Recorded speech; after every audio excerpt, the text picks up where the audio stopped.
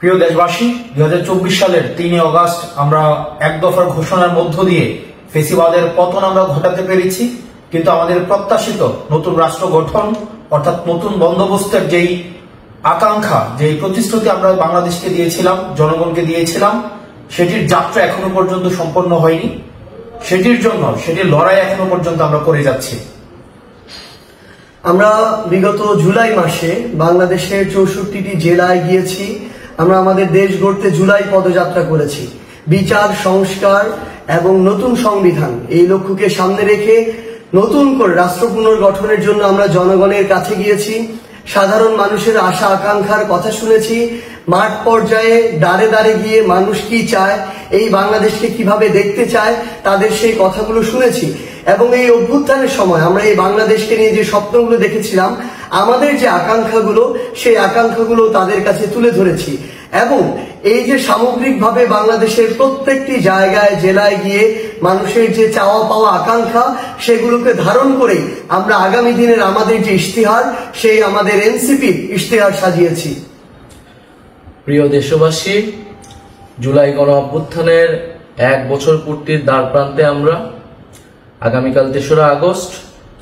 আমরা 3রা আগস্ট আবারও শহীদ মিনারে জড়ো হচ্ছি।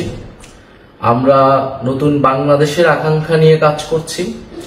আমাদের কাছে জুলাই কোনো সমাপ্তি ছিল না, জুলাই ছিল শুরু, একটি সম্ভাবনার শুরু, আকাঙ্ক্ষার শুরু। এই 1 বছর হয়তো আমাদের অনেক অপ্রাপ্তি রয়েছে, অনেক হতাশা রয়েছে, কিন্তু আমরা মনে করি যদি আমরা ঐক্যবদ্ধ থাকি, যদি আমাদের ভিতরে সেই স্বপ্নের বীজ এখনো থাকে, আমরা আমাদের সেই আকাঙ্ক্ষিত বাংলাদেশ গড়ে তুলতে পারবো। আমাদের গত 1 বছরের অভিজ্ঞতা, 1 বছরের সীমাবদ্ধতা সবকিছু মিলিয়ে আমরা সামনের দিনের পথ চলতে চাই।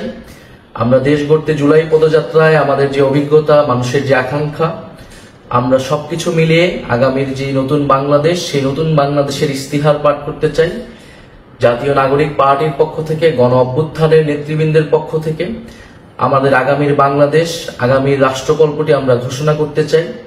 যে এই তরুণ প্রজন্ম, এই বাংলাদেশের মানুষ কিরকম বাংলাদেশ দেখতে চায়, আমাদের বাংলাদেশটা কিরকম হবে, আমরা যে নাগরিক মর্যাদার বাংলাদেশের কথা বলি, বৈষম্যহীন গণতান্ত্রিক বাংলাদেশের কথা বলি, যে দায় ও দরদের রাজনীতির কথা বলি, আমাদের শিক্ষা, স্বাস্থ্য, কর্মসংস্থান থেকে শুরু করে বাংলাদেশের যে সমস্যাগুলো রয়েছে, সেই সমস্যা সমাধানের উপকল্পটি কি হবে, আমরা সেই রাজনীতির উপকল্পটি আমাদের ভবিষ্যৎ কর্মসূচিটি আমরা প্রকাশ করতে চাচ্ছি।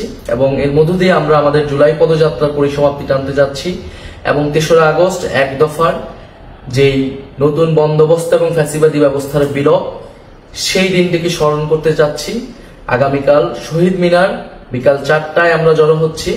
আপনাদের কাছে উদ্যত আহ্বান, আপনারা ঢাকা আসুন, শহীদ মিনার এসে যোগ দিন এবং আমাদের সাথে থাকুন, আমাদের প্রতি সে আস্থাটি রাখুন। আমরা গণ অভ্যুত্থানে আপনাদের আস্থার প্রতীক হয়েছিলাম। আমরা আপনাদের সে আস্থা ধরে রেখে বাংলাদেশ বিনির্মাণে জনগণের পক্ষে, বাংলাদেশের স্বাধীনতা, সার্বভৌমত্ব এবং নাগরিক মর্যাদা প্রতিষ্ঠার জন্য আমাদের যে লড়াই, সেই লড়াই চালিয়ে যেতে চাই। আগামীকাল শহীদ মিনারে